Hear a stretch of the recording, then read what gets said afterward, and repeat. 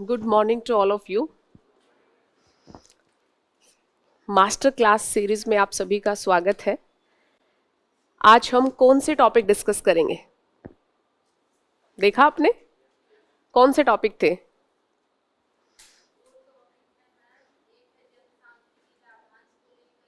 ठीक है, एक टॉपिक है जनसांख्यिकी लाभांश या डेमोग्राफिक डिविडेंड को लेकर, और दूसरा है नए भारत का निर्माण, औद्योगिक नीति में उद्यमिता या जिसे एंटरप्रेन्योरशिप के नाम से हम जानते हैं। तो सबसे पहले जो टॉपिक हम डिस्कस करेंगे वो क्या है? नए भारत का, टॉपिक लिखिए, नए भारत का निर्माण।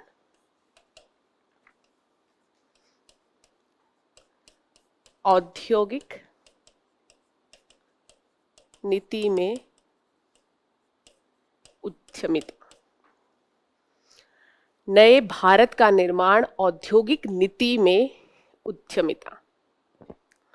Building a new India, the role of industrial policy in entrepreneurship. Topic का अर्थ क्या समझ में आ रहा है? किस बारे में टॉपिक बात कर रहा है? सिंपल है टॉपिक, कुछ ज्यादा तकनीकी इसमें जटिलताएं नहीं है जी।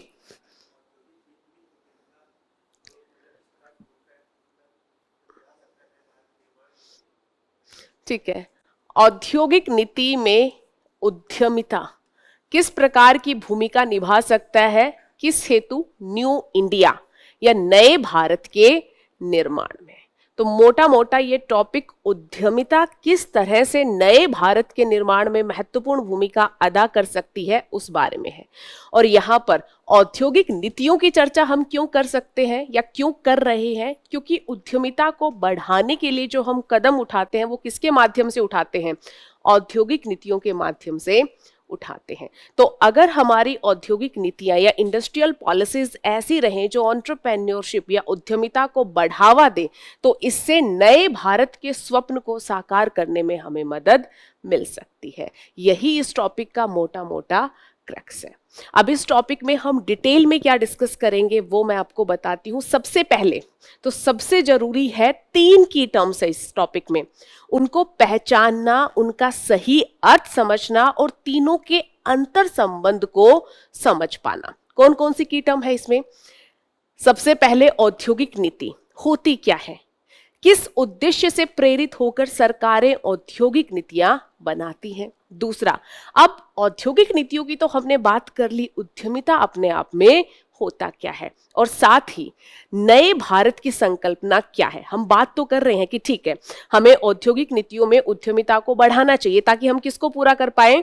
नए भारत के स्वप्न को पूरा कर पाए। लेकिन ये नए भारत के स्वप्न का जब तक अर्थ स्पष्ट ना होते तो बहुत वेग है। आपके लिए नया भारत कुछ और हो सकता है, आपके लिए नया भारत कुछ और हो सकता है, मेरे लिए नया भारत कुछ और हो सकता है। तो ये नए भारत की संकल्पना क्या है, हम किन उद्देश्यों के माध्यम से, किन उद्देश्यों लक्ष्यों की पूर्ति के माध्यम से नए भारत का स्वप्न पूरा करना चाहते हैं, ये जानना भी हमारे लिए जरूरी है। तो सबसे पहले तीनों की टर्म्स का अर्थ हम समझेंगे और फिर संपूर्णता में इनके अंतर संबंध को समझने की कोशिश करेंगे। अब जब बात चली है औद्योगिक नीतियों के बारे में, तो क्या हमें औद्योगिक नीतियों के विकास क्रम की जानकारी नहीं होनी चाहिए कि स्वतंत्रता के बाद हमारी स्थिति क्या थी, कौन कौन सी औद्योगिक नीतियां हम लेकर आते हैं और औद्योगिक नीतियों में हमारी रणनीति या हमारा दृष्टिकोण क्या रहा, और मुख्यतः हमारा बल किस पे रहेगा? उद्यमिता के संदर्भ में। हम कहाँ उद्यमिता को बढ़ाने की कोशिश करते हैं या नहीं करते, कब हमारा फोकस, हमारा दृष्टिकोण चेंज होता है। इसके बाद हम ये देखेंगे कि वो कौन से घटक है, वो कौन से उपकरण है जिसके माध्यम से सरकार के द्वारा उद्यमिता को प्रभावित किया जाता है ना। सेक्टर स्पेसिफिक भी क्या कुछ स्कीम, कुछ इनिशिएटिव हैं जो सरकार द्वारा उठाए गए हैं, है ना, कुछ इनिशिएटिव, कुछ स्टेप्स लिए गए हैं। और साथ ही हम ये देखेंगे कि आज भी ऐसी क्या समस्याएं हैं कि भारत में औद्योगिक नीतियों के बावजूद औद्योगिक क्षेत्र का जैसे प्रदर्शन होना चाहिए था वैसे नहीं हो पाया, और उद्यमिता को जिस ढंग से हमें प्रमोट करना था उतना अच्छे से हम नहीं कर पाए। और लास्ट में वे फॉरवर्ड क्या हो सकते हैं, क्या समाधान, क्या सुझाव हमारी तरफ से दिए जा सकते हैं। टॉपिक की होलिस्टिक अंडरस्टैंडिंग क्लियर हुई कि किस किस बारे में हम बात करेंगे। शुरुआत करें बिना किसी डिले के। हमारा जो पहले टॉपिक का इंटरेक्शन है वो बिल्कुल रियल रहेगा और साथ ही वन साइडेड नहीं रहेगा कि मैं बता रही हूं और आप लोग सुन रहे हैं, है ना। आप लोग पूरी मेरी मदद करेंगे। और इस सफर की शुरुआत होती है सबसे पहली की टर्म्स के साथ, और पहली की टर्म क्या है? औद्योगिक नीति। मेरा पहला प्रश्न है, आज जिस औद्योगिक नीति के तहत हम अपने उद्योगों को दिशा निर्देशित कर रहे हैं वो औद्योगिक नीति कौन सी है?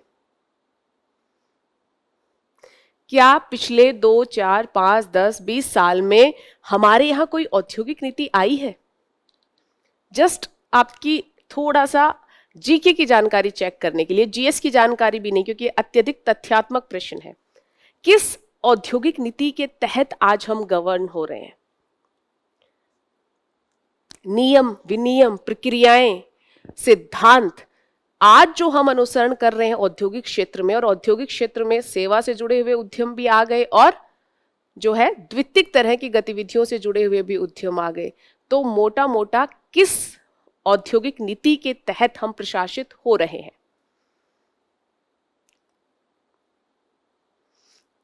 कितने समय से आप लोग तैयारी करें? एकदम जेन्युइनली बताएंगे ये बात मुझे। लास्ट जुलाई से लगभग 6 महीने तक का समय हम मोटा मोटा मान सकते हैं हो गया है। अच्छा, हम ये नहीं जानते कि हमारी इंडस्ट्रियल पॉलिसी कौन सी है। आज जो हमारी इंडस्ट्रियल पॉलिसी काम कर रही है वो कुछ और नहीं बल्कि 1991 की नई औद्योगिक नीति है। आज तक हम उसी का अनुसरण कर रहे हैं। पिछले कुछ सालों से ये चर्चा चल रही है कि भारत को आवश्यकता है कि भारत के पास अपनी अब एक नई औद्योगिक नीति होनी चाहिए, क्योंकि पुरानी औद्योगिक नीति आज की आकांक्षाओं को पूरा नहीं कर पा रही है। ड्राफ्ट पेपर पर भी काम चल रहा है, लेकिन अभी तक कोई नई औद्योगिक नीति फाइनल नहीं हो पाई है। इस तरह का हमारा स्टेटस चल रहा है। समझ रहे हो? तो ये बहुत ही बेसिक सी इंफॉर्मेशन है। जब किसी भी टॉपिक को पढ़ो तो ध्यान से पढ़ो। जरा सोचिए, आपको ये कहीं लिखना पड़ जाए एक पॉइंट की, है ना, कि हमारी औद्योगिक नीति काफी पुरानी है। आपके पास कोई पॉइंट आपको पता ही नहीं कितनी पुरानी है, मतलब आप ये पॉइंट जनरेट ही नहीं कर पाओगे क्योंकि आपको आइडिया ही नहीं है। समझ रहे हो? चलिए अब हम आते हैं जिस प्रश्न के बारे में मुझे आपसे जानकारी चाहिए थी, वो है कि अगर आपको अपनी भाषा में औद्योगिक नीति को परिभाषित करना हो, इंडस्ट्रियल पॉलिसी को डिफाइन करना हो, तो औद्योगिक नीति क्या होगी? किसे कहेंगे? अच्छा देखिए, मैंने पहले भी क्लासेस में बताया है, जब किसी भी चीज को आपको याद रखना हो तो उसे तोड़ लीजिए। तोड़ते ही याद का स्थान कौन ले लेगा? समझ ले लेगी।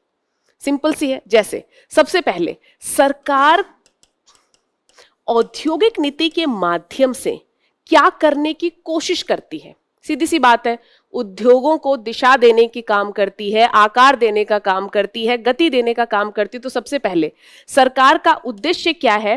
ताकि जो हमारे उद्योग हैं उनको आकार निर्धारित कर पाए, उनकी दिशा क्या होगी, उनकी गति क्या होगी, ये सब निर्धारित करने का काम किसके माध्यम से किया जाता है?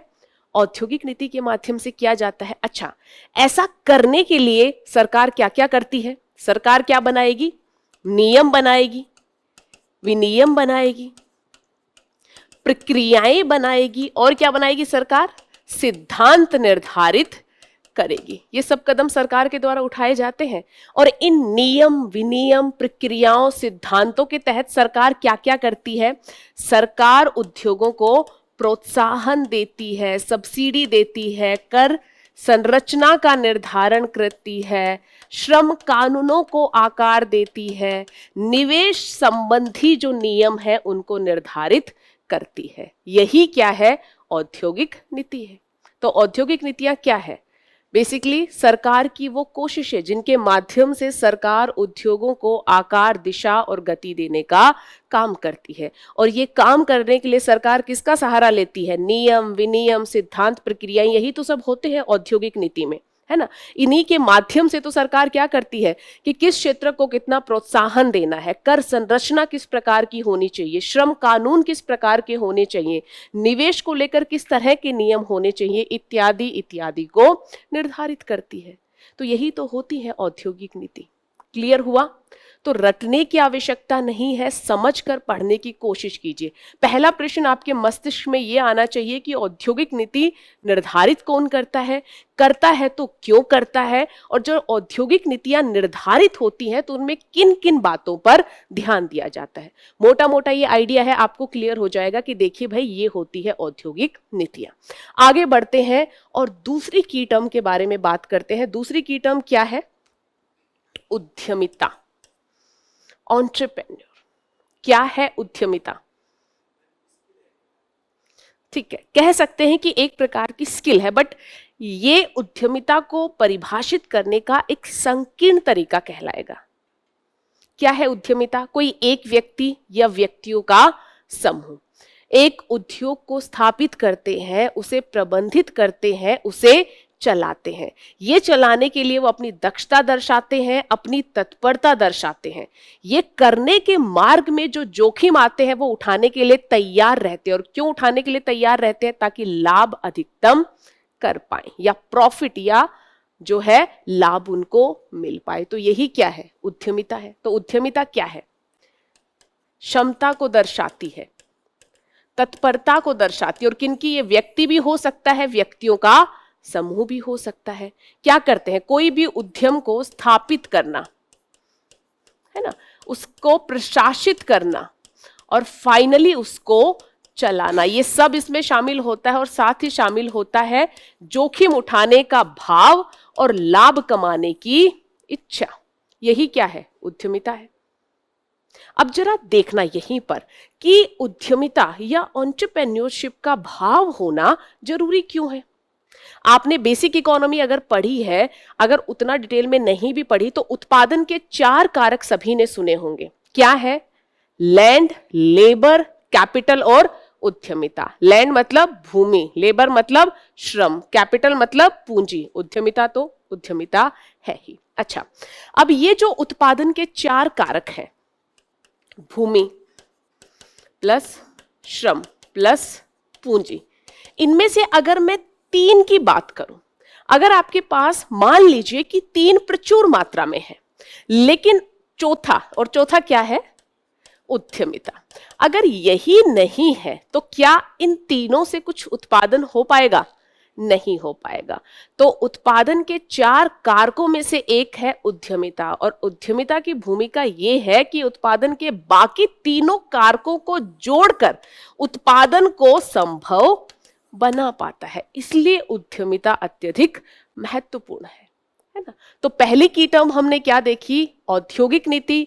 औद्योगिक नीति को जब हमने समझने की कोशिश की तो हमें पता चला कि औद्योगिक नीति क्या दिखाती है? सरकार की कोशिशें, और क्या करने की कोशिश, ताकि सरकार अपने औद्योगिक क्षेत्र को जो आकार देना चाहती है, जो दिशा देना चाहती है, वो दे पाए। और इस हेतु सरकार रूल, रेगुलेशंस, नियम, विनिमय, सिद्धांत, प्रक्रियाओं को निर्धारित करती है। यही क्या है?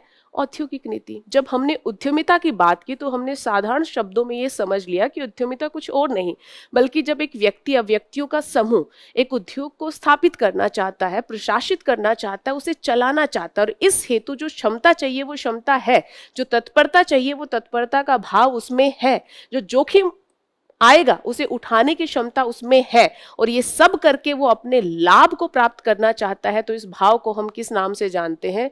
उद्यमिता के नाम से जानते हैं। और क्यों जरूरी है उद्यमिता?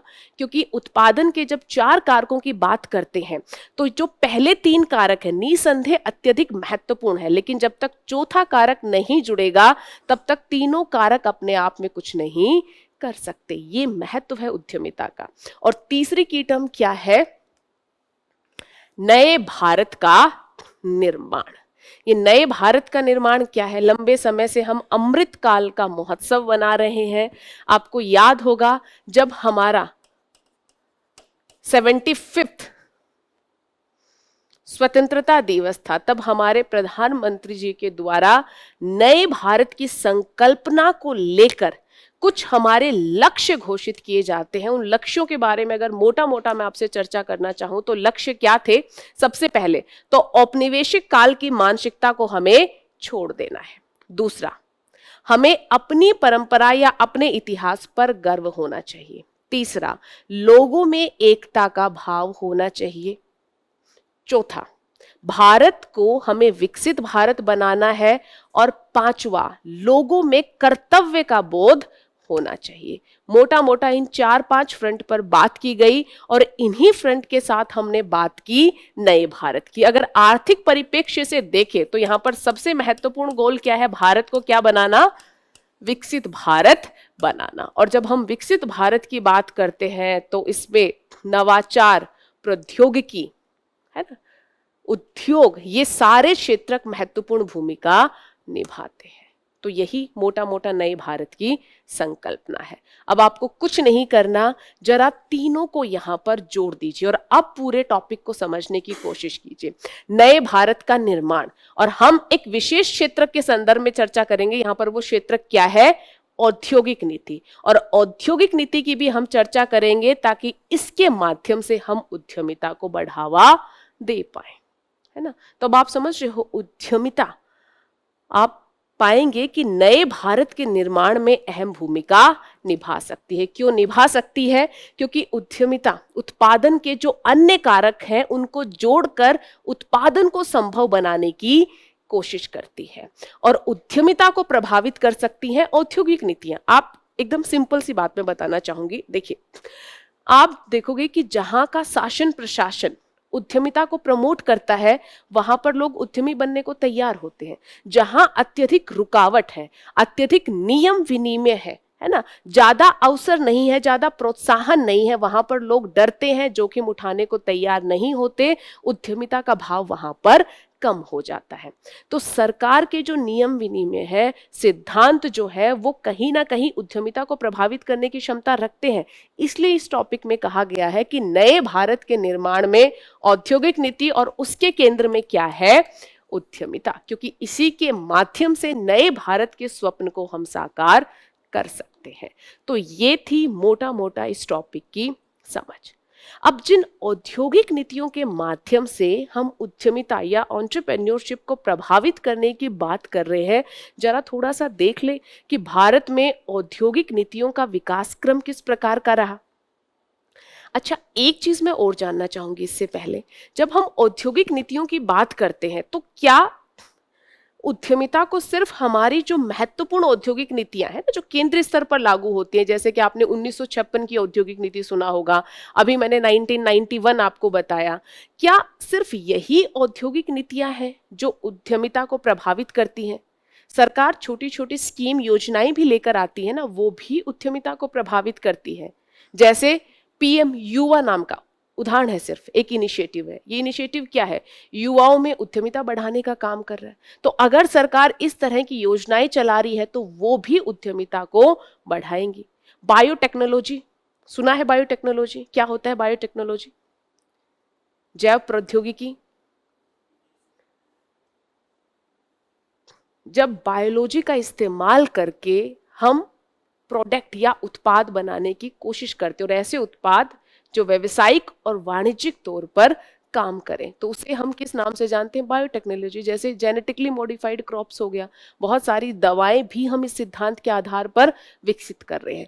अब अगर सरकार को जरा सोचिए कि उद्यमियों को बढ़ावा देना है, और किस फील्ड में बढ़ावा देना है कि बायोटेक्नोलॉजी के फील्ड में ज्यादा से ज्यादा उद्योग स्थापित हो, काम करें, तो सरकार क्या करेगी? बायोटेक्नोलॉजी फील्ड को लेकर कोई भी स्कीम, कोई भी इनिशिएटिव घोषित कर देगी ताकि वहां पर लोग जो है उद्यम स्थापित कर पाए। तो सरकार ना सिर्फ अपनी जो प्रमुख औद्योगिक नीतियां हैं उनके माध्यम से, बल्कि सरकार समय समय पर योजना, इनिशिएटिव, कार्यक्रम, पहल इत्यादि लाती रहती है, जिसके माध्यम से सरकार उद्यमिता को प्रभावित करती है। तो ध्यान रहे, जब हम यहाँ पर औद्योगिक नीति की बात कर रहे हैं तो निसंदेह हमारा मेन फोकस जो हमारी प्रमुख औद्योगिक नीतियां हैं वो रहेंगी, लेकिन सरकार के अगर कुछ और कार्यक्रम भी हैं जो उद्यमिता को प्रभावित कर रहे हैं तो बिल्कुल हम उनको भी डिस्कस करेंगे, ताकि हमारा स्कोप जो है वो नैरो डाउन ना हो। क्लियर हुआ? चलिए अब हम बात करते हैं औद्योगिक नीतियों का विकास क्रम के संदर्भ में।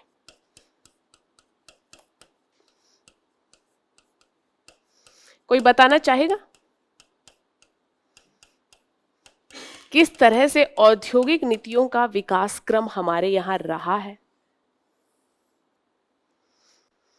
जी,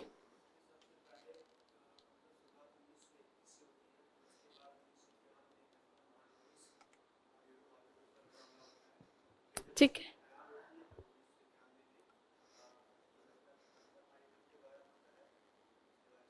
ठीक है, ठीक है। अत्यधिक संक्षिप्त में, लेकिन जो ओवरव्यू आपने दिया वो सही था। अब थोड़ा सा हम डिटेल में देख लेते हैं। देखिए, भारत स्वतंत्र होता है, और आपको पता है कि जब भारत स्वतंत्र होता है तो किसी भी क्षेत्र की ज्यादा स्थिति अच्छी नहीं थी, ना कृषि की स्थिति अच्छी थी और ना औद्योगिक की स्थिति अच्छी थी, क्योंकि हम जानते हैं कि ब्रिटिश शासन काल में ब्रिटिश शासन जो वर्ग था उसका प्रमुख उद्देश्य क्या था? अपने लाभ को अधिकतम करना। तो ना ही उन्होंने कृषि की स्थिति को सुधारने पर ध्यान दिया और ना ही उन्होंने औद्योगिक स्थिति को सुधारने पर ध्यान दिया।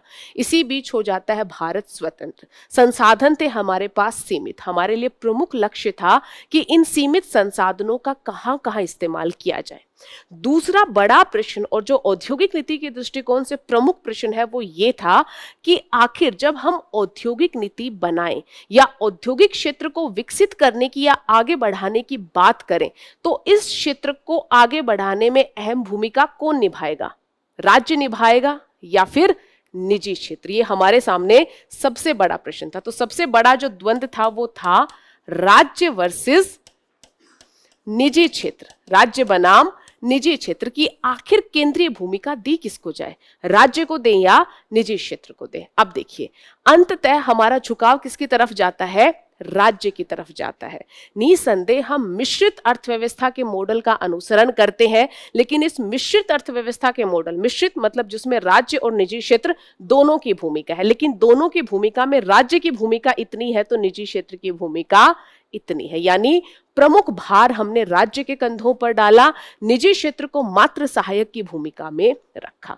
और जब हम इसके पीछे के कारणों को टटोलने की कोशिश करते हैं तो जो एक दो प्रमुख कारण हमें समझ में आते हैं वो कुछ इस प्रकार थे। सबसे पहला कारण ये था कि British east India company Bharat में क्या करने के लिए आई थी? व्यापार करने के लिए आई थी। लेकिन व्यापार करने के लिए आई हुई एक कंपनी भारत में शासक बन जाती है तो सबसे प्रमुख हमारे सामने थी ऐतिहासिक झिझक कि कहीं ऐसा तो नहीं कि हम निजी क्षेत्र को भूमिका दें तो कुछ निजी क्षेत्र हमारे यहाँ आकार में बड़े हो जाएं और वो सारे बाजार पर अपनी मोनोपोली या अपना एकाधिकार स्थापित कर लें। दूसरा कारण ये था कि अगर हम निजी क्षेत्र को प्रमुख भूमिका देना भी चाहें तो क्या निजी क्षेत्र के पास इतने संसाधन हैं कि वो भारी उद्योग लगा पाए, वो पूंजीगत तरह के उपकरण बनाने के लिए निवेश कर पाए? तो इस प्रश्न का उत्तर भी लगभग नहीं के बराबर ही था। तो इन सारे मामलों पर विचार करके अंततः जब हम औद्योगिक नीति का निर्णय लेते हैं तो उसमें प्रमुख भूमिका किसको देते हैं? राज्य को देते हैं और निजी क्षेत्र की भूमिका सहायक के रूप में रह जाती है। अच्छा, क्या निजी क्षेत्र को जो सहायक की भूमिका दी गई उसमें हमने निजी क्षेत्र को पूर्णतः स्वतंत्र छोड़ दिया कि आप पर कोई प्रतिबंध नहीं है, आपका कोई निरीक्षण नहीं कर रहा, आपको जो करना है कीजिए, ऐसा था? नहीं। तो दूसरा जो उपकरण था उसे हम कहते हैं लाइसेंसिंग राज, है ना? लाइसेंस राज का नाम सुना होगा ना? तो हम निजी क्षेत्र को नियंत्रित या नियंत्रण में रखने की कोशिश करते हैं लाइसेंस राज के माध्यम से। क्या व्यवस्था थी कि अगर आपको कोई नया उद्योग स्थापित करना है, सिर्फ नया उद्योग ही स्थापित नहीं करना, आपका स्थापित उद्योग है, आप उत्पादन क्षमता को बढ़ाना चाहते हैं तो भी आपको सरकार से लाइसेंस लेना पड़ेगा। इसके माध्यम से सरकार दो काम एक साथ कर पाती थी। कैसे क्या कर पाती थी? एक तो निजी क्षेत्र को भी नियंत्रण में रख लिया, दूसरा देखिए हम नए नए स्वतंत्र हुए थे, हमारे पास ऐसी बहुत सही समझ आंकड़े नहीं थे कि किस तरह के उत्पाद की कितनी आवश्यकता है। तो सरकार लाइसेंस के माध्यम से किस वस्तु का अर्थव्यवस्था में कितना उत्पादन होगा इस पर भी नियंत्रण रख पाती थी। आप देखोगे उत्पादन को लेकर भी कोटा मिलता था। उस समय कुछ ही कंपनी की गाड़ियां बनती थी तो उनको ईयरली कोटा दिया जाता था कि आप इतनी ही गाड़ियां बना सकते हो, उससे ज्यादा नहीं बना सकते। तो सरकार ये भी नियंत्रित कर पाती थी कि अर्थव्यवस्था में किस चीज का कितना उत्पादन होगा, है ना? तो सबसे पहले हमने देखा जब राज्य और निजी क्षेत्र की भूमिका आई तो हमने वरीयता किसको दी? राज्य को दी। लेकिन ऐसा नहीं था कि निजी क्षेत्र को हटा दिया गया, नहीं, उसे सहायक की भूमिका में रखा गया, लेकिन प्रॉपर निरीक्षण के द्वारा। और वो निरीक्षण किसके द्वारा किया जा रहा था? लाइसेंसिंग के द्वारा। ना सिर्फ उद्योगों का निरीक्षण बल्कि अर्थव्यवस्था में क्या उत्पादित होगा, कितना उत्पादित होगा, इसे भी सरकार लाइसेंस के माध्यम से नियंत्रित कर पा रही थी। अच्छा, वैश्विक क्षेत्र को लेकर हमारा दृष्टिकोण क्या था कि बाहर से क्या हमारे यहाँ कंपनियां निवेश आए, इसको लेकर क्या था? मोटा मोटा हमारी नीति शुरुआत में प्रतिबंधात्मक रही। हम क्या कर रहे थे? आयात प्रतिस्थापन पर हमारी नीति केंद्रित थी। आयात प्रतिस्थापन क्या होता है? बहुत कॉमन टर्म है, कोई बताएगा? इंपोर्ट सब्स्टिट्यूशन, आयात प्रतिस्थापन। बिल्कुल, देखिए इसका सिंपल सा मतलब है कि हम आयात को अपने घरेलू उत्पादन के माध्यम से प्रतिस्थापित कर देंगे। सिंपल सा मतलब ये है। मतलब हमारी जो पॉलिसी है वो अंतर्मुखी या इनवर्ड लुकिंग कहा जाता है। इनवर्ड लुकिंग क्यों? क्योंकि हम अपने उत्पादन के माध्यम से अपनी जरूरतें पूरा करना चाह रहे थे, हम निर्यात नहीं करना चाह रहे थे। तो विदेशी क्षेत्र पर हम बहुत सारे प्रतिबंध लगाते हैं, निर्यात नहीं बल्कि आयात प्रतिस्थापन हमारे केंद्र में रहता है। और साथ ही हम छोटे और कुटीर उद्योगों को संरक्षित करके उन्हें बचाने की कोशिश करते हैं, क्योंकि छोटे और कुटीर उद्योगों को संरक्षित करना वहां आवश्यकता लगी। करवे समिति आती है, उनकी रिकमेंडेशन भी यही थी कि छोटे और कुटीर उद्योग हमारे लिए जरूरी है, इनको बचा कर रखिए, इनको संरक्षित कर दिया।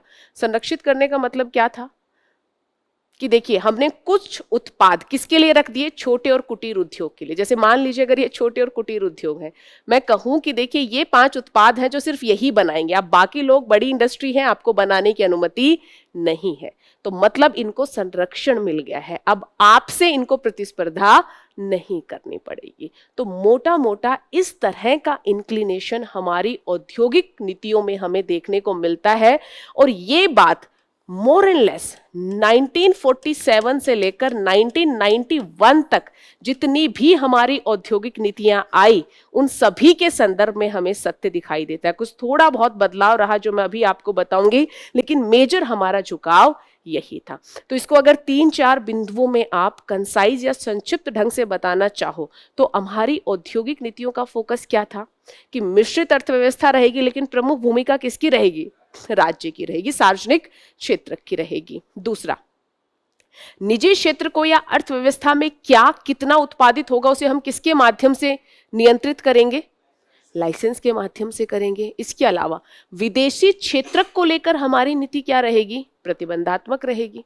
हम ज्यादा निवेश, ज्यादा विदेशी कंपनी सबको अपने यहाँ अलाउ नहीं करेंगे, है ना। हमारा मेन फोकस रहेगा कि हम आयात को रोक दें और अपने घरेलू उत्पादन के माध्यम से जो है उसे रिप्लेस कर दें। और साथ ही छोटे कुटीर उद्योग है उनको हम संरक्षित करेंगे, क्योंकि ग्रामीण अर्थव्यवस्था की वो रीढ़ है।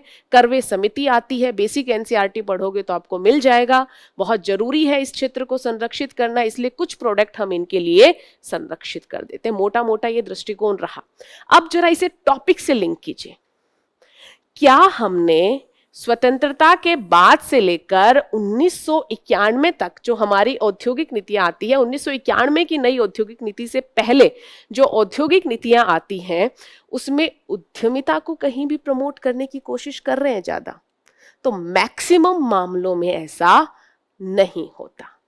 उद्यमिता को प्रोत्साहित हम कब करेंगे? जब हम सबसे पहले तो निजी क्षेत्र को अवसर देंगे। लेकिन मोटा मोटा हमने क्या किया? देखिए, कुछ उपभोक्ता वस्तुएं थी जिनके संदर्भ में निजी क्षेत्र को अनुमति थी कि वो उत्पादन करें, लेकिन वहां भी बहुत सारे नियमों का पालन निजी क्षेत्र को करना पड़ रहा था, जो कहीं ना कहीं उद्यमिता को प्रोत्साहित करेगा या हतोत्साहित करेगा? हतोत्साहित करेगा। तो मोटा मोटा 1991 की नई औद्योगिक नीति या नए आर्थिक सुधारों के काल से पहले हमारी जो औद्योगिक नीतियां रही वो उद्यमिता को ज्यादा बढ़ावा नहीं देती। बढ़ावा तो छोड़ो, कहीं ना कहीं कुछ कुछ मामलों में तो वो उद्यमिता को कम करने का काम भी करती है, क्योंकि जितने सरकार के नियम विनियम कठोर रहेंगे, जितनी प्रक्रियात्मक बाधाएं रहेंगी, जिसे अंग्रेजी में कहा जाता है रेगुलेटरी कोलेस्ट्रोल। कोलेस्ट्रॉल क्या करता है? कोलेस्ट्रॉल क्या करता है शरीर में? रक्त के प्रवाह को बाधित करता है। तो कुछ ऐसा ही काम रेगुलेटरी जो नियम विनियम अगर जरूरत से ज्यादा बढ़ जाए तो वो इकोनॉमी में करती है ना। तो इसीलिए रेगुलेटरी कोलेस्ट्रॉल जैसी टर्म भी यूज की जाती है। अगर मैं स्पेसिफिक अब आपको इंडस्ट्रियल पॉलिसी बताना चाहूं तो सबसे पहले आता है 1948 का औद्योगिक नीति संकल्प। क्या था ये? 1948 का औद्योगिक नीति संकल्प। देखिए, इसमें हमने कुछ नहीं किया, जो हमारे उद्योग थे मोटा मोटा जस्ट मैं ओवरव्यू दे रही हूं, 4 ग्रुप में विभाजित कर दिया। ग्रुप ए, ग्रुप 2, ग्रुप 3 और ग्रुप 4। देखिए, ग्रुप ए में हमने कुछ या एक में हमने ऐसी इंडस्ट्री को रखा जो अनन्य तौर पर राज्य के क्षेत्राधिकार में आती थी। जैसे कौन कौन सी हो सकती है? परमाणु ऊर्जा, रेलवे, हथियार इत्यादि। अच्छा, सूची 2 में राष्ट्र महत्व के जो उद्योग है, जो संपूर्ण राष्ट्र के लिए जरूरी है, उनको हमने रखा, जैसे जहाज निर्माण हो गया, लोहा इस्पात हो गया, कोयला इत्यादि हो गया। ठीक है। ग्रुप 3 में हमने उपभोक्ताओं के लिए लेकिन महत्वपूर्ण, जैसे चीनी, सीमेंट जैसे उद्योग को रखा। और ग्रुप 4 में अन्य जो चीजें ग्रुप 3 में नहीं थी, सूची 3 में नहीं थी, उनको हमने किस में रख दिया? ग्रुप 4 में रख दिया। आप देखोगे ग्रुप 1 और 2 में तो राज्य का अधिकार अत्यधिक था, सार्वजनिक क्षेत्र का प्रभुत्व प्रमुख था। ग्रुप 3 में भी बहुत सारे मामलों में अगर कोई भी मामला उठता है तो राज्य की भूमिका बढ़ जाएगी, किसकी तुलना में? निजी क्षेत्र की तुलना में। तो मोटा मोटा 1948 का जो औद्योगिक नीति संकल्प आता है उसमें राज्य की भूमिका या सार्वजनिक क्षेत्र की भूमिका प्रमुख होती है। लेकिन सबसे जरूरी हमारे लिए था 1956 की औद्योगिक नीति। ये औद्योगिक नीति क्यों जरूरी थी?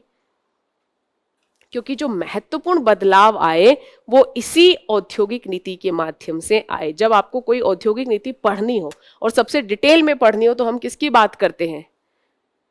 इसे अर्थव्यवस्था का संविधान भी कहा जाता है, इसे बाइबल ऑफ स्टेट कैपिटलिज्म भी कहा जाता है।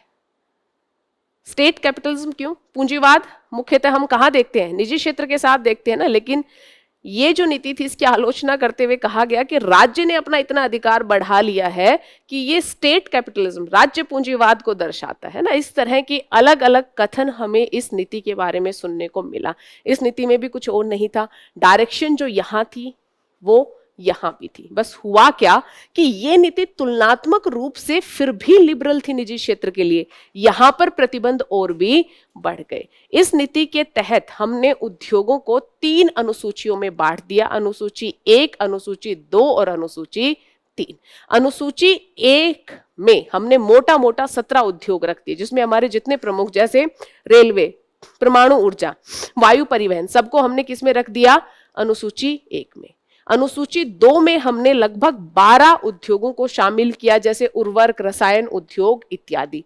इनके मामले में भी ठीक है, अगर निजी क्षेत्र का कोई पहले से बिजनेस उद्यम चला रहा है वो चलेगा, लेकिन मोटा मोटा नए उद्यम स्थापित करने का कार्य किसको दिया? सार्वजनिक क्षेत्र को दिया गया। जो इन तीनों में, दोनों में नहीं था, उसे किस में शामिल कर दिया गया? अनुसूची 3 में। उसे निजी क्षेत्र के पास छोड़ दिया गया, लेकिन उस पर भी बहुत सारे नियंत्रण थे। लाइसेंस राज जो तेजी से क्रियान्वित होता है, आगे आता है, वो इसी नीति के माध्यम से आता है। इसीलिए कहा जाता है कि इस नीति के बाद निजी क्षेत्र की भूमिका को और संकीर्ण कर दिया गया।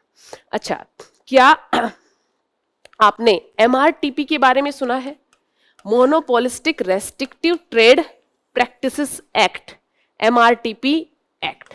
मोनोपोलिस्टिक मतलब एकाधिकार गतिविधियों को रोकने से जुड़ा हुआ अधिनियम।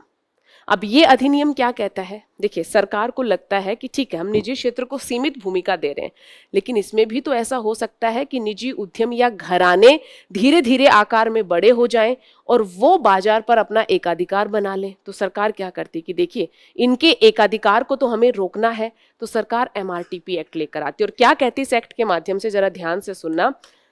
25 करोड़ या इससे अधिक की वैल्यू वाले अगर उद्योग या औद्योगिक घराने हैं तो उनको किसी भी अगर और बिजनेस को अपने में शामिल करना है, अपना विस्तार करना है, कुछ भी ऐसा करना है, तो उनको राज्य से अनुमति लेनी पड़ेगी। यानी जो बड़े उद्योग थे वो और बड़े हों, इस प्रक्रिया पर सरकार अपनी नजर रख पाए और सरकार ये सुनिश्चित कर पाए कि बाजार पर अपना कब्जा ना कर ले। धीरे धीरे बाद में इसमें सुधार होता है, इस एक्ट में लिमिट बढ़ती है, बट मोटा मोटा 1956 की जो पॉलिसी थी उसके माध्यम से आप देखोगे कि हमारे यहाँ बहुत सारे प्रतिबंध लगाए जाते हैं और निजी क्षेत्र की जो भूमिका है उसे काफी संकीर्ण कर दिया जाता है। अब हम और आगे बढ़ते हैं और कहाँ आते हैं?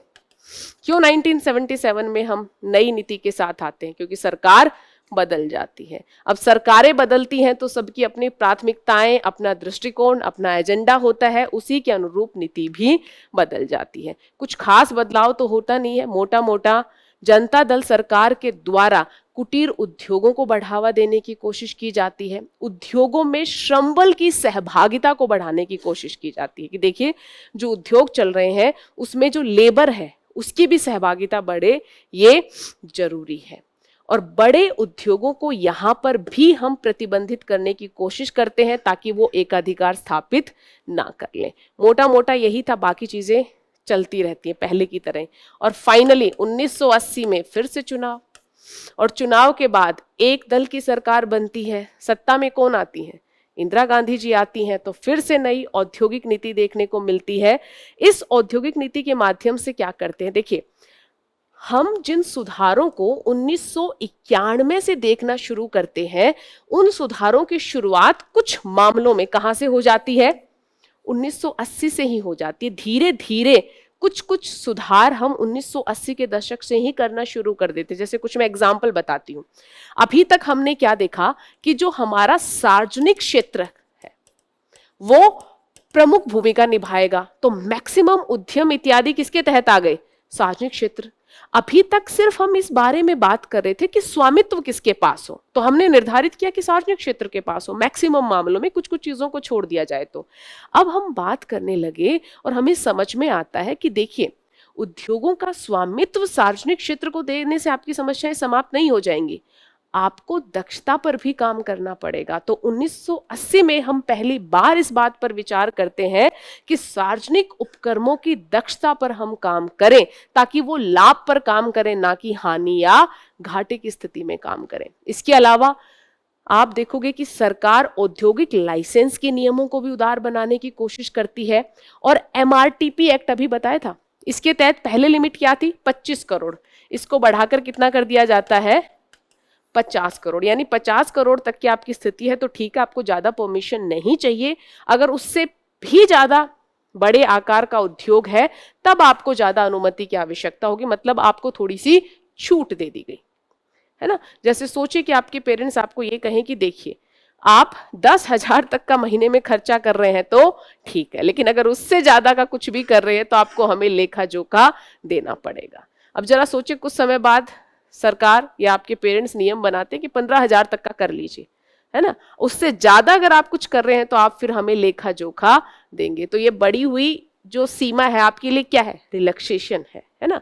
तो इसी तरह का रिलैक्सेशन सरकार के द्वारा देने की कोशिश की जाती है। और फाइनली हम आगे बढ़ते हैं और सबसे महत्वपूर्ण हमारे सामने था कौन सी औद्योगिक नीति? 1991 की नई औद्योगिक नीति। अब बड़ा प्रश्न ये बनता है कि आखिर हमें इस नई औद्योगिक नीति की आवश्यकता क्यों पड़ी?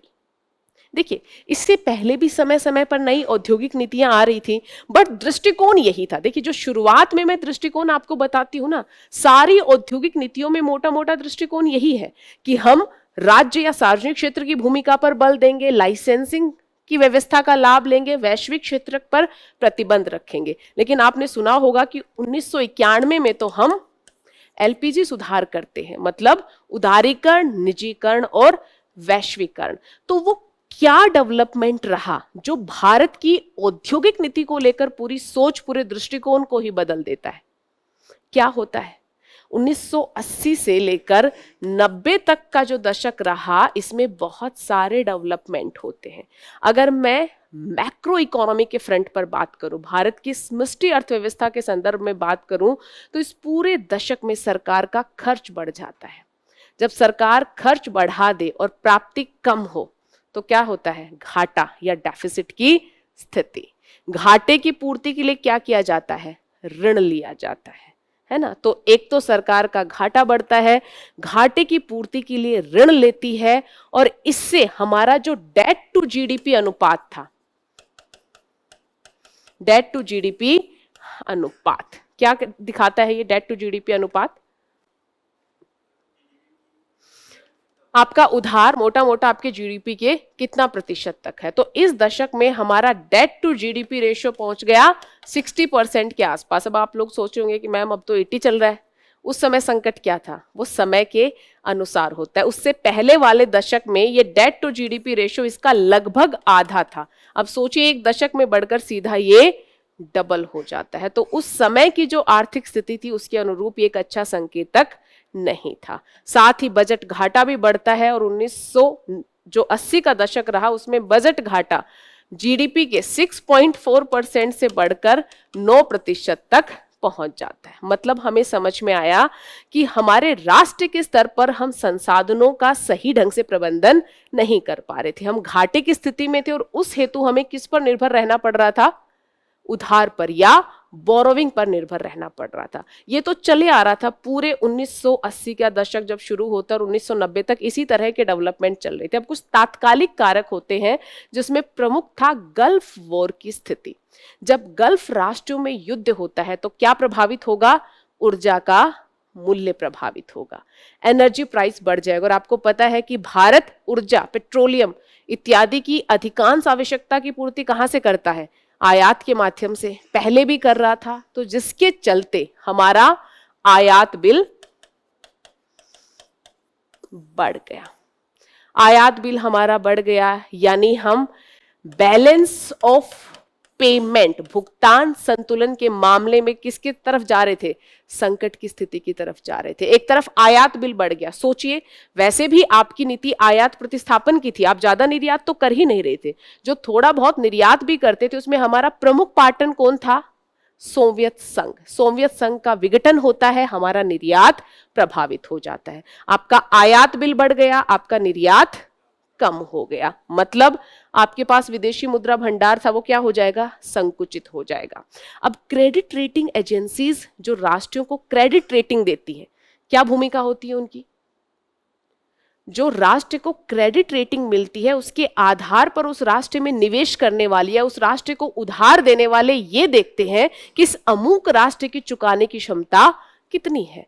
तो जब भारत की स्थिति खराब होने लगी, हम देखिए मैक्रो या समष्टि अर्थव्यवस्था के संकेतकों पर भी अच्छा नहीं कर रहे थे, डेट टू जीडीपी रेशियो बढ़ रहा था, हमारा जो बजट डेफिसिट है वो बढ़ रहा था, ऊपर से हमारा जो विदेशी मुद्रा भंडार है वो भी धीरे धीरे संकुचित होता जा रहा था। ऐसे में क्रेडिट रेटिंग एजेंसीज भारत की रेटिंग को गिरा देती है। अब गिरी हुई रेटिंग के साथ भारत के लिए उधार लेना बहुत मुश्किल हो जाता है। सिर्फ उधार लेना ही मुश्किल नहीं होता, ध्यान रखना, जब भी आपकी रेटिंग गिरती है और उसके बाद भी अगर कोई आपको उधार देता है तो वो रिस्क ले रहा है। और निवेश का नियम होता है, सिंपल नियम काम करता है, या तो मैं सुरक्षित जगह पर निवेश करूंगी जहां से अगर मैं आपको दूं मोटा मोटा आप मुझे मेरा पैसा चुका दे, चाहे मुझे आप कम इंटरेस्ट रेट दें, नहीं फर्क पड़ रहा। अगर मैं आपको दूं और आप मुझे चुकाएंगे या नहीं चुकाएंगे इस चीज को लेकर मैं संशय की स्थिति में हूं, तो मैं ये तो जरूर सुनिश्चित करूंगी कि मुझे रिटर्न तो एटलीस्ट अच्छा मिले। तो या तो भारत को उधार मिल ही नहीं रहा था, जो उधार मिल रहा था उस पे रेट ऑफ इंटरेस्ट बहुत ही ज्यादा था या ब्याज की दर बहुत ही ज्यादा थी। अब इन सब चीजों को देखकर जो एनआरआई थे, एनआरआई डिपॉजिट रखते हैं ना अपना भारत में, इन्होंने भी अपना पैसा भारत से निकालना शुरू कर दिया। तो वैसे ही हमारे यहाँ विदेशी मुद्रा की कमी थी और मुद्रा तेजी से बाहर जाने लगी। मोटा मोटा हम ऐसी स्थिति में पहुंच जाते हैं कि भारत के पास एक समय में अपनी 3 सप्ताह की आयात आवश्यकताओं को पूरा करने के लिए भी विदेशी मुद्रा नहीं बचती। और ये 3 सप्ताह भी एक पॉइंट ऑफ टाइम ऐसा आता है जब 1 सप्ताह तक चला जाता है, यानी भारत के पास 1 सप्ताह की अपनी आयात आवश्यकताओं को पूरा करने के लिए भी विदेशी मुद्रा नहीं बचती है। लेकिन आयात तो आपको करना है क्योंकि आपके आयात में बहुत सारी चीजें ऐसी हैं जो आवश्यक है। इसी को हम कहते हैं BOP crisis, balance of payment crisis. और इसी बैलेंस ऑफ पेमेंट क्राइसिस की स्थिति में भारत सहायता लेने के लिए किसकी तरफ देखता है, आईएमएफ। आईएमएफ सहायता देने के लिए तो तैयार रहता है, लेकिन आईएमएफ या पश्चिमी राष्ट्र कोई भी सहायता बिना शर्त के नहीं करते हैं।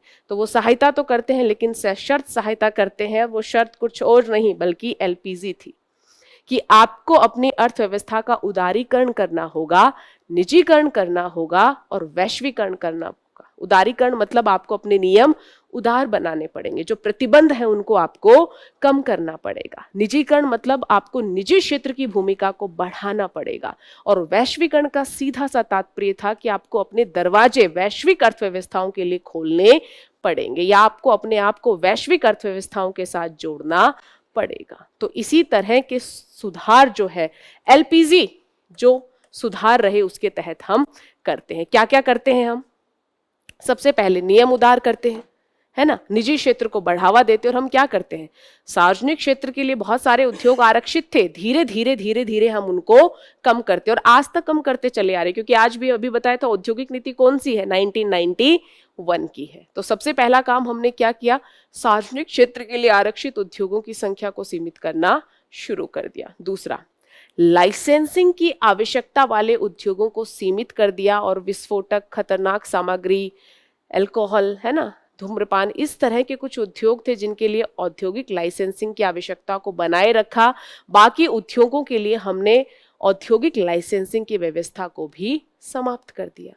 छोटे उद्योगों को हमने संरक्षण तो दिया, लेकिन आप देखो कि पहले बहुत सारी वस्तुओं के संदर्भ में संरक्षण था, उस लिस्ट को हमने छोटा कर दिया। ये सारे सुधार हमने किए। विदेशी क्षेत्र पर लगे प्रतिबंध हमने हटाए।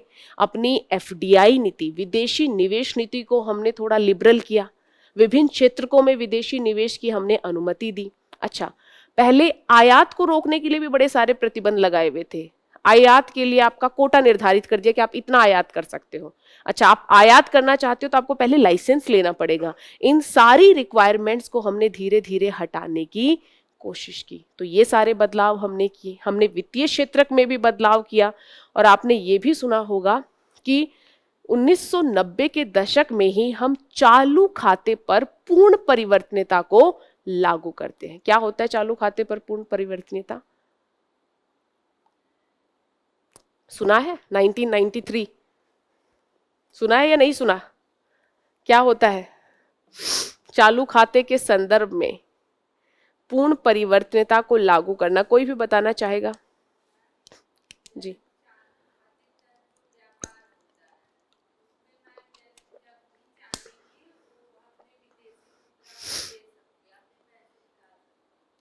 देखिए, बिल्कुल सही आपने। जब हम भुगतान संतुलन की बात करते हैं तो दो अकाउंट सबने सुने हैं। कौन कौन से मोटा मोटा अकाउंट हम पढ़ते हैं? चालू खाता और दूसरा पूंजी खाता। तो चालू खाते पर पूर्ण परिवर्तनीयता का सिंपल सा अर्थ ये है कि चालू खाते में जो आइटम आते हैं, कौन कौन से आइटम आते हैं? वस्तु हो गई, सेवाएं हो गई। अगर उनके लेन देन के लिए आपको एक मुद्रा को दूसरी मुद्रा में परिवर्तित करवाना है, तो उसके लिए कोई प्रतिबंध नहीं है, आप बाजार में आसानी से करवा सकते हो। पहले क्या थे, इसको लेकर प्रतिबंध थे कि आप भारतीय मुद्रा को दूसरी में या दूसरी को भारतीय में अगर कन्वर्ट करवाते हैं तो बहुत सारे प्रतिबंध थे। तो धीरे धीरे इस तरह के प्रतिबंधों को भी हमने कम किया। मोटा मोटा क्या था कि ये जो दृष्टिकोण इतने लंबे समय से चला आ रहा था, इन सुधारों के बाद हम इस दृष्टिकोण को बदलते हैं और इसी सुधार को फिर हम एलपीजी या उदारीकरण, निजीकरण और वैश्वीकरण के नाम से जानते हैं। अब जो सुधारों का विकास क्रम हमने पढ़ा, या सुधारों से भी पहले मैं जाऊं और हम बात करें औद्योगिक नीतियों की। औद्योगिक नीतियों का जो विकास क्रम हमने पढ़ा, उसमें आप मुझे सिंपली एक बात बताएंगे कि उद्यमिता का क्या स्कोप आपको देखने को मिलता है। सोचिए जरा, जो अभी आपने पढ़ा है उसे लिंक कीजिए और बताइए कि हम क्या करते हैं उद्यमिता को लेकर। आप देखोगे कि 1991 से पहले तो कोई ज्यादा स्कोप था नहीं। हाँ, कुछ उपभोक्ता वस्तुओं के संदर्भ में हम निजी क्षेत्र को यह अनुमति देते हैं कि आप उद्यम लगाएं, अपनी उद्यमिता को बढ़ावा दें। लेकिन वहां पर भी जैसा अभी मैंने बताया था, बहुत सारे नियम प्रक्रियाएं काम कर रही थी।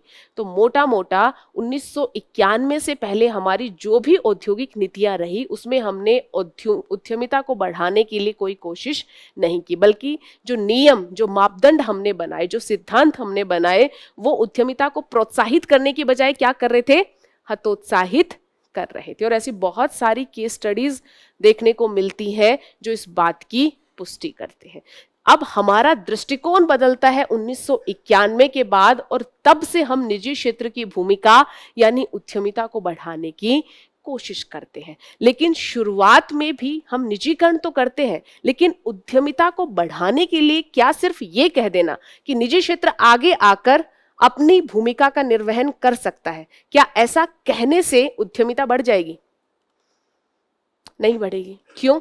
आप जरा सोचिए कि मैं आपको ये तो कहूं कि आप यहां आकर स्टेज पर बोल सकते हैं, अपने अपने विचार रख सकते हैं, लेकिन मैं बहुत सारे नियम बना दूं कि देखिए जो सिर्फ व्हाइट कलर की शर्ट पहन के आया है वही यहां आकर बोल सकता है, बाकी कलर वाले लोगों को बोलना अलाउ नहीं है। दूसरा, अगर आपको इस दृष्टिकोण के साथ बात रखनी है तो ही आप रख सकते हैं, अन्यथा आप नहीं रख सकते हैं।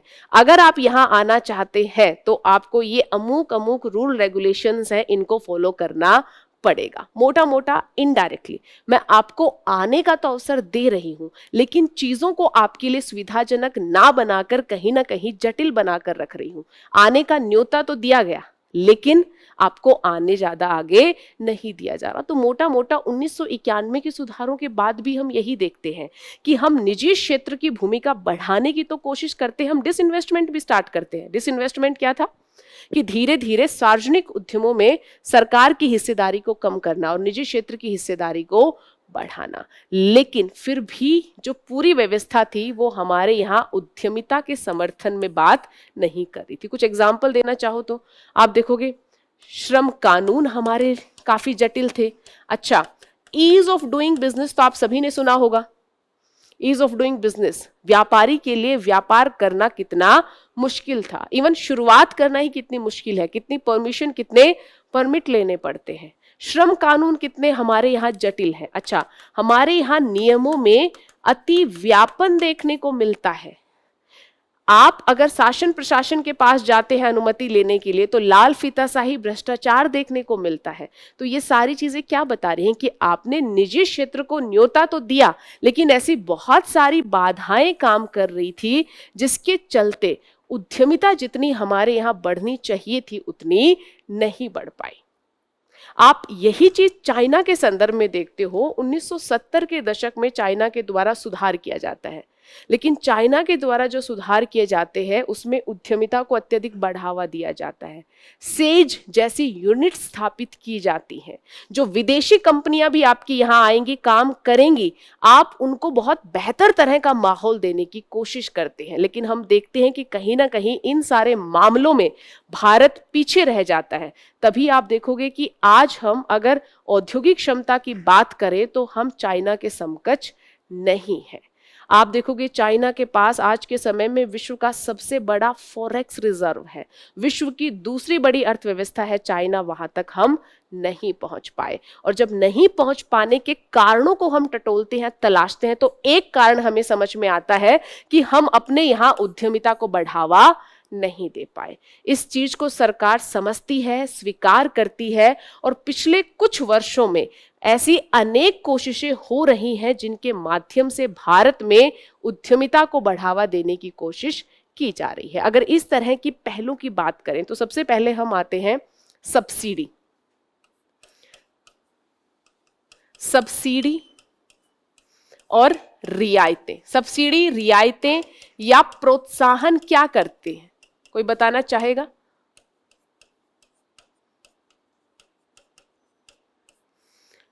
अगर आप सब्सिडी दें, रियायतें दें, प्रोत्साहन दें तो इसका क्या प्रभाव पड़ेगा?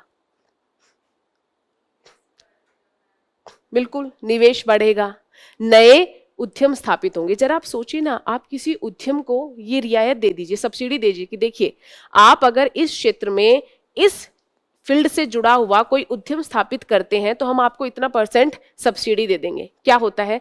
उद्यम स्थापित होना शुरू हो जाते हैं। तो सबसे पहले सरकार के द्वारा जो शुरुआत की जाती है वो सब्सिडी, रियायतें या प्रोत्साहन के माध्यम से की जाती है।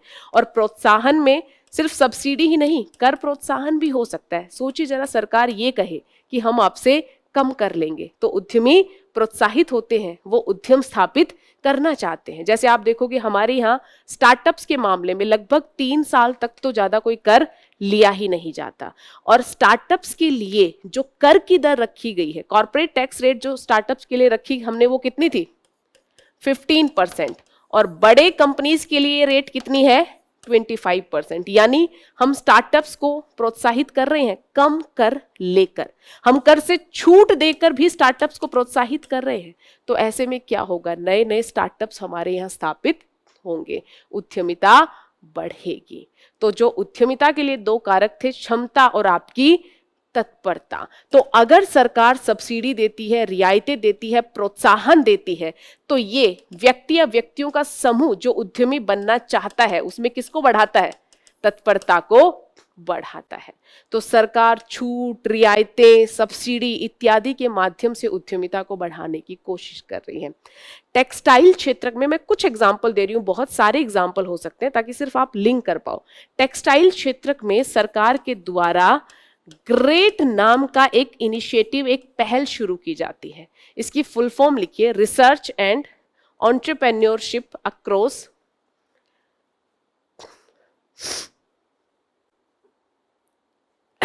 grant for research and entrepreneurship across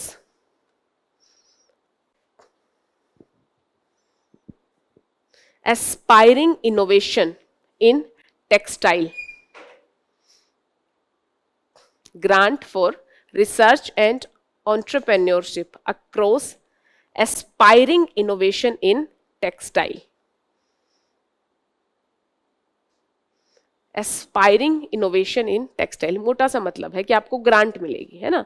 अगर टेक्सटाइल क्षेत्र में कोई जो है आप एस्पायर करने वाला इनोवेशन करते हैं तो उसके लिए आपको ग्रांट मिलेगी। अब इसमें सरकार ने क्या किया, अगर टेक्सटाइल को लेकर कोई R&D कर रहा है ना, कोई स्टार्टअप है, तो सरकार उसको क्या दे देगी? अनुदान देगी। अनुदान की राशि निर्धारित की गई। अब इससे क्या होगा, नए नए स्टार्टअप किसमें? टेक्सटाइल या जिसे हम वस्त्र उद्योग कहते हैं उसमें स्थापित होना शुरू हो जाएंगे। तो आप जिस क्षेत्र को रियायतें देंगे, सब्सिडी देंगे, कर छूट देकर प्रोत्साहन देंगे, उससे क्या होगा? उस क्षेत्र के संदर्भ में आपको नए नए उद्योग देखने को मिलेंगे। तो सरकार ने पिछले कुछ सालों से इस तरह की कोशिश करने की जो है हिम्मत की है कि हम उद्यमिता को बढ़ाने के लिए सब्सिडी, रियायतें और प्रोत्साहन को बढ़ावा दे। तो इसके माध्यम से हम उद्यमिता को बढ़ा सकते हैं। बिल्कुल हम ऐसा कर रहे हैं। इसके अलावा सरकार लोन भी प्रोवाइड करवाती है। लोन भी आप इस लिस्ट में जितनी चीजें आप शामिल करना चाहें कर लीजिए। लोन आपने सुना होगा, MSME के लिए लोन इन 59 मिनट, सुना है? लोन इन 59 मिनट पढ़ना, MSME लोन 59 मिनट्स में, मतलब कि 1 करोड़ तक का लोन MSME सेक्टर को जल्दी से जल्दी मिल जाए। क्योंकि MSME सेक्टर के लिए जब हम ऋण की बात करते हैं तो बड़ी प्रॉब्लम क्या है कि उनको समय पर ऋण नहीं मिल पाता। तो ऐसी व्यवस्था हम कर रहे हैं कि उनको 1 घंटे से भी कम अवधि में लोन सैंक्शन हो जाए, लोन उनका पारित हो जाए। इसके अलावा इंक्यूबेशन सेक्टर सुने आपने? इंक्यूबेटर्स जिन्हें कहा जाता है, एक्सेलरेटर्स जिन्हें कहा जाता है, क्या होते हैं? किसी ने सुना है? इंक्यूबेटर जिन्हें कहा जाता है, एक्सेलरेटर, ये कुछ नहीं, ये सेंटर होते हैं। ये सेंटर क्या करेंगे? मेरे पास कोई स्टार्टअप का आइडिया है तो मेरे आइडिया को प्रोत्साहित करने, अगर उसके लिए मुझे किसी तरह की गाइडेंस या सहायता की जरूरत है तो वो सहायता मुझे देंगे। अगर किसी तरह की वित्त की आवश्यकता है तो इस वित्त की आवश्यकताओं को पूरा करने की कोशिश करेंगे। इस तरह के बहुत सारे इंक्यूबेटर सेंटर्स हम अपने यहाँ डेवलप कर रहे हैं ताकि जो आइडिया है वो फाइनली किस में कन्वर्ट हो जाए? प्रोडक्ट में कन्वर्ट हो जाए। क्या ये उद्यमिता को नहीं बढ़ाएगा? मेरे पास एक आइडिया है ना, ऐसे सेंटर्स आपने बना दिए जो मेरे आइडिया को प्रोडक्ट में कन्वर्ट करने में महत्वपूर्ण भूमिका निभा रहे हैं, मतलब उद्यमिता बढ़ेगी। और छोड़िए, तो आपको कुछ डिफिकल्ट लग रहा होगा कि इनक्यूबेटर, ग्रेट, स्टार्टअप इंडिया और स्टैंड अप इंडिया क्या था? यही था ना कि उद्यमिता को आपके यहाँ बढ़ाया जाए। मैंने कुछ समय पहले बताया PM युवा योजना क्या है, युवाओं में उद्यमिता को लेकर प्रशिक्षण को बढ़ाया जा सके। तो ओवरऑल हम देख रहे हैं कि हमारे यहाँ उद्यमिता को बढ़ाने की प्रत्यक्ष कोशिश हो रही है। अच्छा, अप्रत्यक्ष कोशिश की बात करें तो क्या है? हम ईज ऑफ डूइंग बिजनेस कर रहे हैं, उससे क्या होगा? उद्यमिता बढ़ेगी। उद्यमों को क्या लगेगा कि देखिए सरकार की नियम प्रक्रियाएं सरल हो रही हैं, अब लाभ हमारा बढ़ेगा, हम आसानी से काम कर पाएंगे, सरकार का हस्तक्षेप कम होगा। अगर हम किसी भी तरह से सिंगल विंडो क्लियरेंस दे रहे हैं, ईज ऑफ डूइंग बिजनेस दे रहे हैं, तो इसका अर्थ क्या है कि कहीं ना कहीं हम उद्यमिता को अपने यहाँ प्रमोट करने की कोशिश कर रहे हैं, यही कर रहे हैं। अच्छा, क्या सेक्टर स्पेसिफिक भी कुछ कोशिशें की है? जैसे अभी मैंने बताया बायोटेक्नोलॉजी को लेकर, बायोटेक्नोलॉजी को लेकर भी हम एक प्रोग्राम लेकर आए, जैसे बायोटेक्नोलॉजी इग्निनेशन जो है ग्रांट के नाम से जाना जाता है। लिखिए, बायोटेक्नोलॉजी, जैव प्रौद्योगिकी, इग्निशन, यहां से देख लेना, इग्निशन ग्रांट, बायोटेक्नोलॉजी, मैं यहां पर बीटी लिख रही हूं, बायोटेक्नोलॉजी, जैव प्रौद्योगिकी, इग्निशन, यानी जैव प्रौद्योगिकी को लेकर अगर आप कुछ शुरू करते हैं तो यहां पर आपको ग्रांट मिल जाएगी। अच्छा, जैव प्रौद्योगिकी को लेकर ही एक और स्कीम भी सरकार लेकर आती है, बायोटेक्नोलॉजी राइड। ये राइड की अपनी एक फुल फॉर्म है, research, innovation and entrepreneurship development, research, innovation and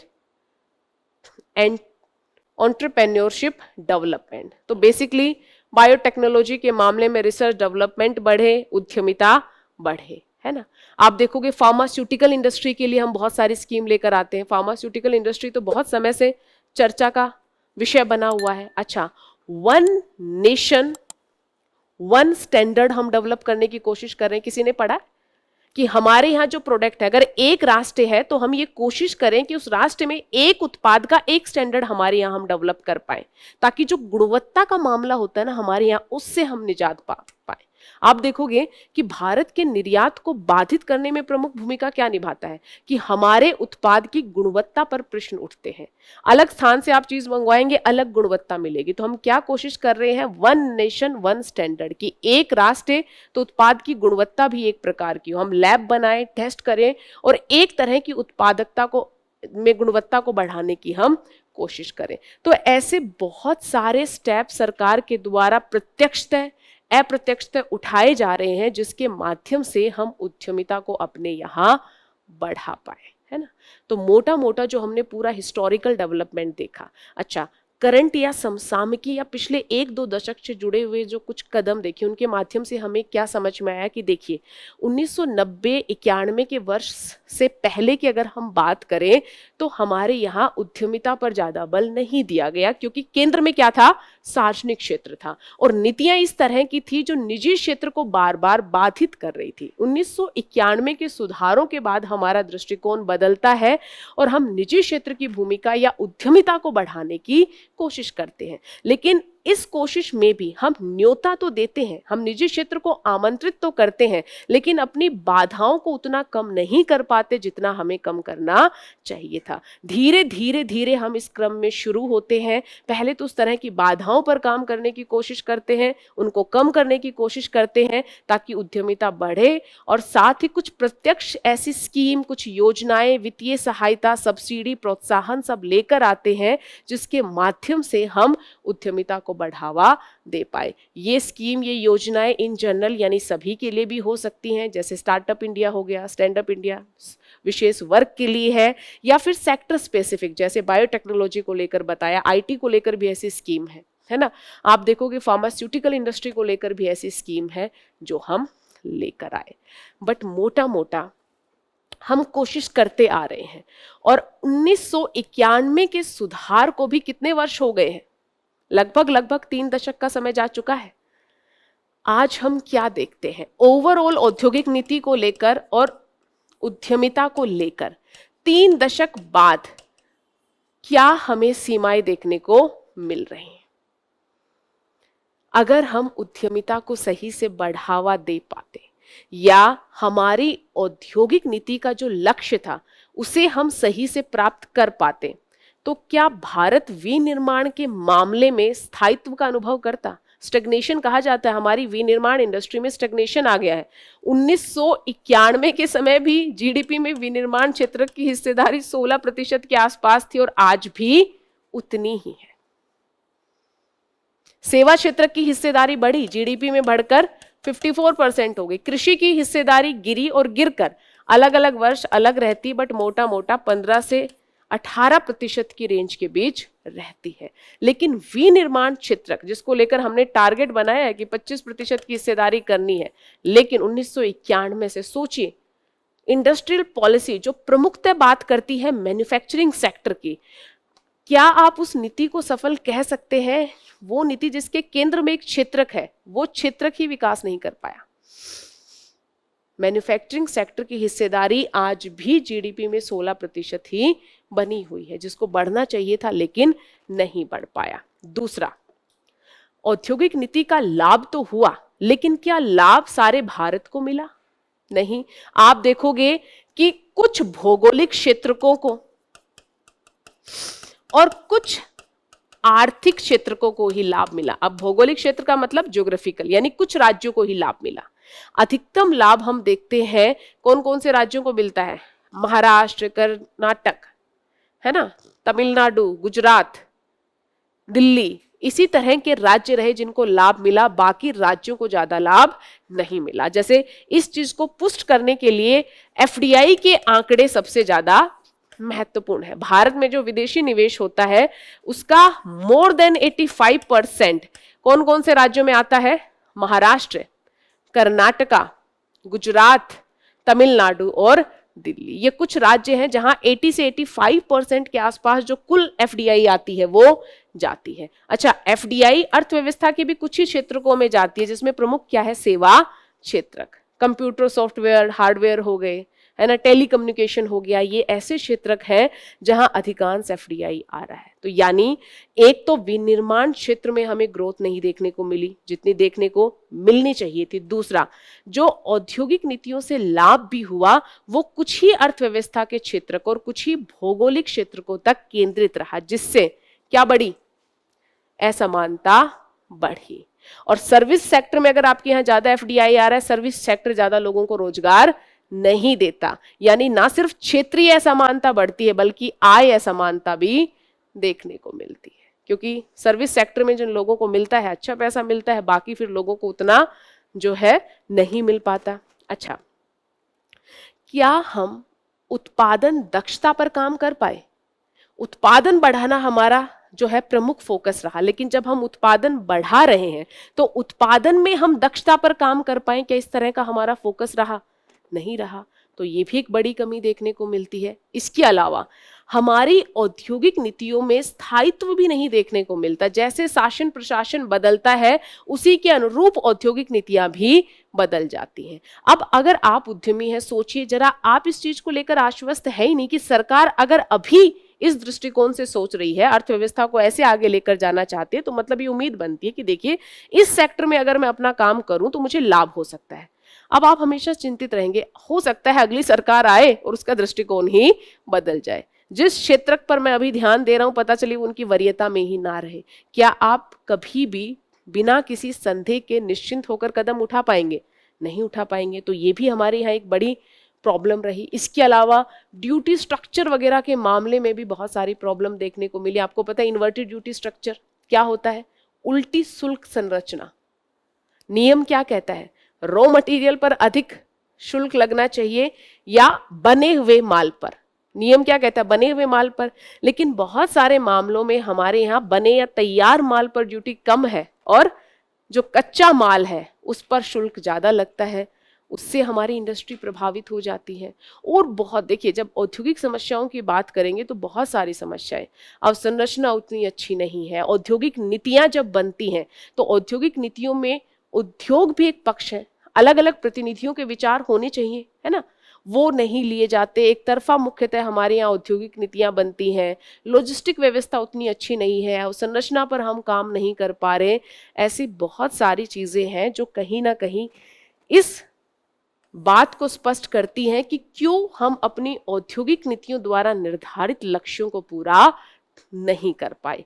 और ये ऐसा नहीं हुआ कि हम सिर्फ इन लक्ष्यों को ही पूरा नहीं कर पाए, बल्कि जो मोटा मोटा स्थिति रही उसमें हम उद्यमिता को भी नहीं बढ़ा पाए। इसीलिए तो हमारे यहाँ R&D नहीं होता, हमारे यहाँ नवाचार नहीं है, हमारे यहाँ नौकरी देने वाले नहीं, लोग नौकरी प्राप्त करने वाले बनना चाहते हैं, है ना। उद्यमशीलता की संस्कृति का हमारे यहाँ अभाव देखने को मिलता है।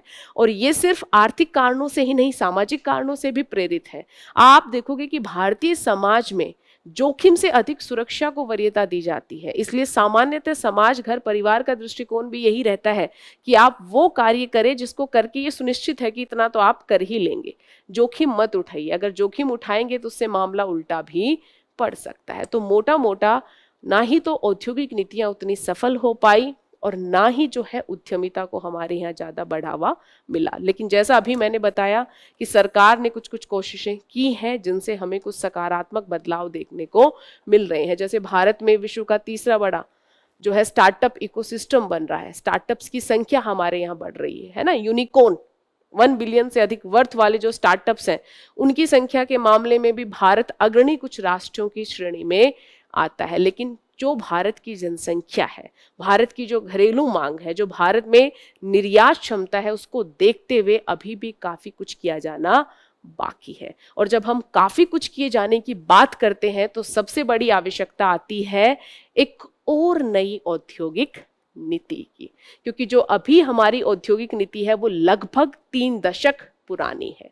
क्या अर्थव्यवस्था या संपूर्ण विश्व की स्थिति वही है जो 3 दशक पहले थी? नहीं, स्थिति बदल चुकी है, मांग बदल चुकी है। तो अगर भारत को वास्तव में 2047 तक एक विकसित राष्ट्र बनना है, वैश्विक स्तर पर बदलती हुई मांगों के अनुरूप अपने औद्योगिक क्षेत्र को गति देनी है, तो भारत के लिए आवश्यक है कि भारत एक नई औद्योगिक नीति डेवलप करे जो आज की आवश्यकताओं पर काम करे और आज की समस्याओं का प्रभावी समाधान प्रस्तुत करे। जैसे इसका मैं एक बहुत छोटा सा एग्जांपल देती हूँ। क्या 1991 में जो हमारी औद्योगिक नीति आई उसमें कार्बन न्यूट्रलिटी पर हमने बल दिया था? नहीं, क्योंकि उस समय के लिए वो इतनी महत्वपूर्ण आवश्यकता नहीं थी। लेकिन आज जब हम औद्योगिक नीति की बात करेंगे तो ये हमारे लिए बहुत जरूरी होगा कि औद्योगिक उत्पादन भी हो और उत्पादन में दक्षता भी हो। और दक्षता 2 पॉइंट ऑफ व्यू से होती है।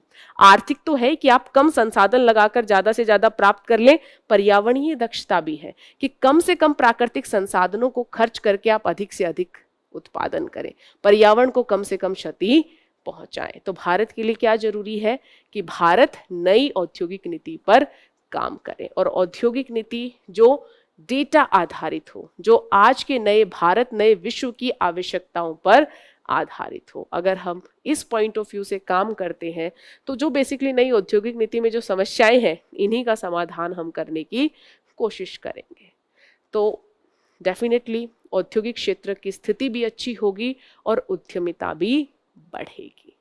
तो यही था हमारा पूरा टॉपिक। क्लियर हुआ टॉपिक के बारे में कुछ व्यूज आपके? तो मोटा मोटा अगर मैं इस टॉपिक को सम अप करना चाहूं तो हमने किस किस बारे में बात की है टॉपिक में?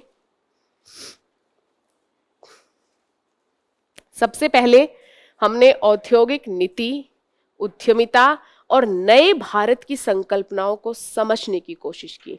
इन संकल्पनाओं को समझते हुए जब हम आगे बढ़ते हैं तो हमने देखा कि भारत में औद्योगिक नीतियों का विकास क्रम क्या रहा। अब विकास क्रम को हम एक वर्ष के माध्यम से विभाजित करके देख सकते हैं। वो वर्ष क्या था? 1991। उससे पहले का दृष्टिकोण और उससे बाद का दृष्टिकोण। उससे पहले के दृष्टिकोण में 2-4 प्रमुख बातें हैं। सार्वजनिक क्षेत्र बनाम निजी क्षेत्र, तो प्रमुख कौन रहेगा? सार्वजनिक क्षेत्र। विदेशी क्षेत्र को लेकर ज्यादा अनुमति नहीं, मुख्यतः प्रतिबंध रहेंगे। इसके अलावा निजी क्षेत्र को हम विनियमित करेंगे किसके माध्यम से? लाइसेंस के माध्यम से। छोटे कुटीर उद्योगों को हम संरक्षित करने की कोशिश करेंगे।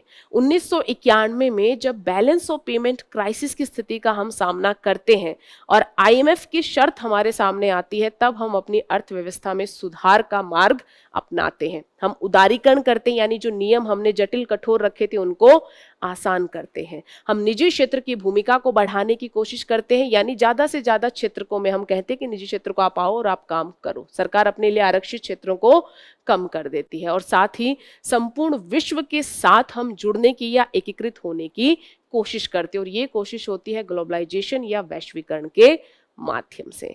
लेकिन हमने देखा कि सिर्फ ये कह देने से कि निजी क्षेत्र के लिए देखिए दरवाजे खुले हुए हैं, आप इस मामले से जुड़ी हुई इंडस्ट्री में काम कर सकते हैं, उद्यमिता नहीं बढ़ेगी, क्योंकि लंबे समय से बाधाएं बहुत रही थी। तो आपको कुछ काम करने पड़ेंगे, आपको कुछ कानूनी जटिलताओं को कम करना पड़ेगा। जैसे मैंने बताया ईज ऑफ डूइंग बिजनेस, आपको लेबर रिफॉर्म करने पड़ेंगे। हम लेबर कोड लेकर आए है ना, कोड ऑन वेजेस, वेतन पर संहिता, औद्योगिक संबंध संहिता, सामाजिक सुरक्षा संहिता, खतरनाक जो कार्य थे उनके लिए संहिता, सब हम लेकर आए।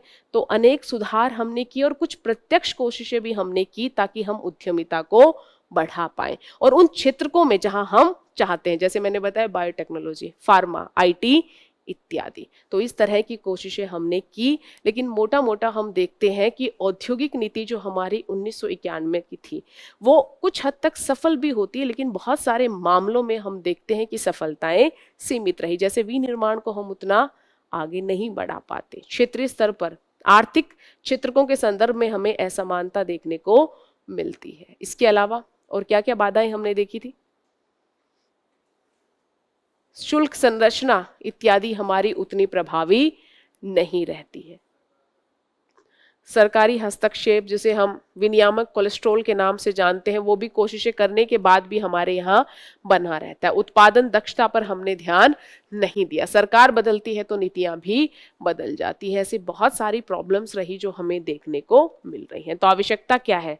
एक नई औद्योगिक नीति की जो इन समस्याओं का निराकरण करे और बदलते विश्व की मांग के अनुरूप हमारी औद्योगिक नीतियों को दिशा निर्देशित करे। और बदलते विश्व की जब मैंने बात की तो एक एग्जाम्पल दिया कार्बन न्यूट्रलिटी का। दूसरा एग्जाम्पल क्या हो सकता है? बहुत अच्छे एग्जाम्पल, आर्टिफिशियल इंटेलिजेंस। तो अब जो हमारी औद्योगिक नीति होगी वो आर्टिफिशियल इंटेलिजेंस से दुनिया कैसे बदल रही है उससे जुड़े हुए पहलू को भी समायोजित करेगी, है ना। तो यही सारी बातें हैं जो आप डिस्कस कर सकते हो।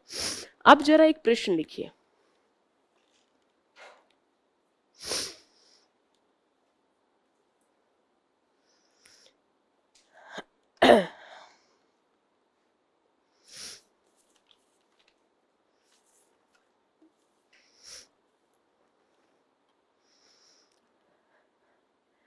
दो 2047 तक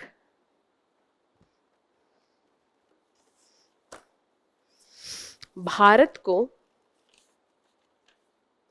2047 तक भारत को एक विकसित अर्थव्यवस्था बनाने में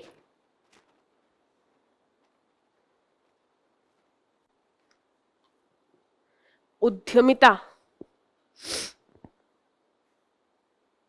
की क्या भूमिका हो सकती है? उद्यमिता की क्या भूमिका हो सकती है, चर्चा कीजिए।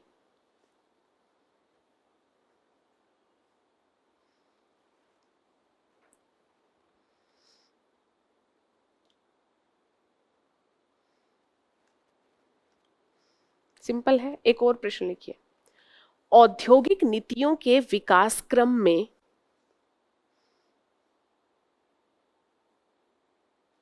औद्योगिक नीतियों के विकास क्रम में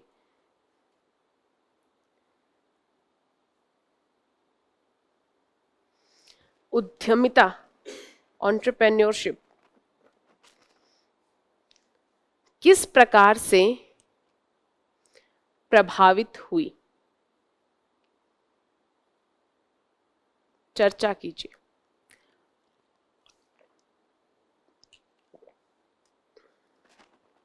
प्रश्न इस प्रकार से भी बन सकता है कि उद्यमिता को प्रभावित करने के संदर्भ में औद्योगिक नीतियों का या औद्योगिक नीतियों की समीक्षा कीजिए। लिख लीजिए। उद्यमिता को प्रभावित करने की क्षमता के संदर्भ में, उद्यमिता को प्रभावित करने की क्षमता के संदर्भ में औद्योगिक नीतियों की समीक्षा प्रस्तुत कीजिए।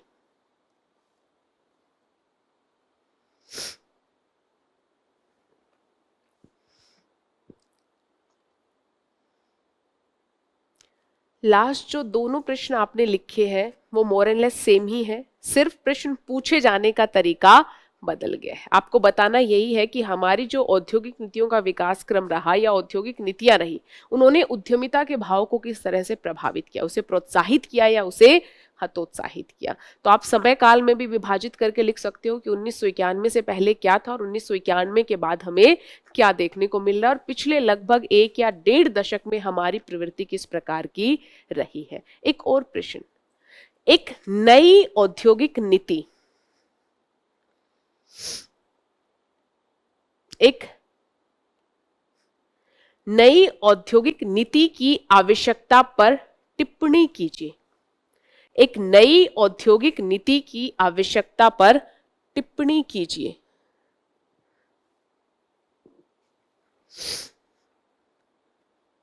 क्या करना है आपको, नई औद्योगिक नीति क्यों आवश्यक है उसको लेकर अपने विचार बताने हैं। तो बताएंगे तो आप बताएंगे कि पुरानी जो औद्योगिक नीति है कितनी पुरानी है, आज की समय और आवश्यकताएं बदल चुकी हैं, तो अब जरूरी है कि एक नई औद्योगिक नीति आए। अब देखिए यूपीएससी प्रश्न किसी भी प्रकार से पूछ सकती है, आपसे ये जोड़कर लिंक करके भी पूछा जा सकता है कि जैसे क्लाइमेट या जलवायु के संदर्भ में अपेक्षाएं बदल रही है, ऑटोमेशन और आर्टिफिशियल इंटेलिजेंस का समय है, तो क्या ऐसे में भारत के लिए एक नई औद्योगिक नीति आवश्यकता है।